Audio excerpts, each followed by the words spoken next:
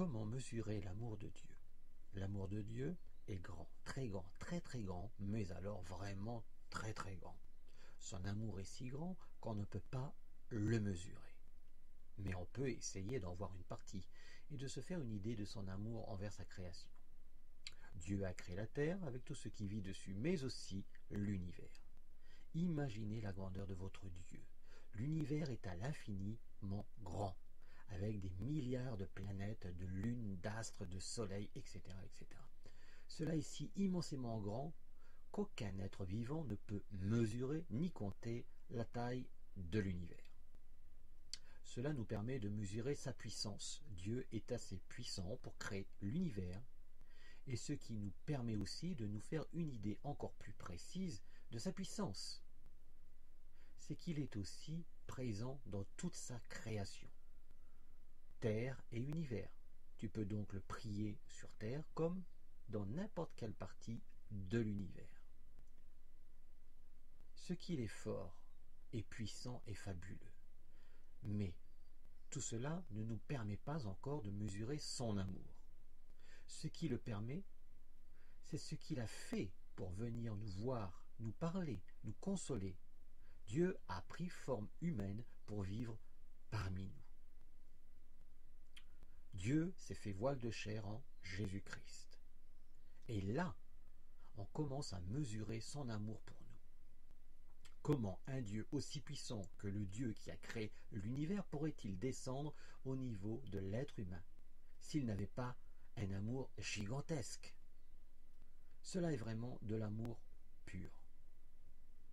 Il a subi les pires humiliations, les pires souffrances. Il a été rabaissé, puis a subi la mort. Lui, qui est la vie et qui n'avait jamais goûté à la mort avant.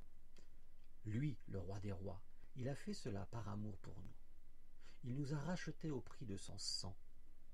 Et là, on mesure mieux la grandeur de son amour. C'est un amour fort et puissant. Cela est bien plus que l'amour d'un père, et même encore plus que l'amour d'une mère. Son amour est l'amour absolu et infini, aussi grand et sans limite que l'univers qu'il a créé, car tout est infiniment grand avec Jésus-Christ Dieu. Cela est merveilleux d'avoir un Dieu aussi puissant, et même, en même temps, si proche de nous, car son amour n'est pas à sens unique. Il nous aime et veut être aimé de notre part, par nous. Notre amour pour lui est important à son cœur. Il désire une union d'amour intime entre lui et nous. Il nous a prouvé son amour, nul ne peut le contester. Et nous sommes, nous, au rendez-vous de son amour. Le sommes-nous? Répondons-nous à son appel du cœur? Il ne nous demande pas de prouver quoi que ce soit.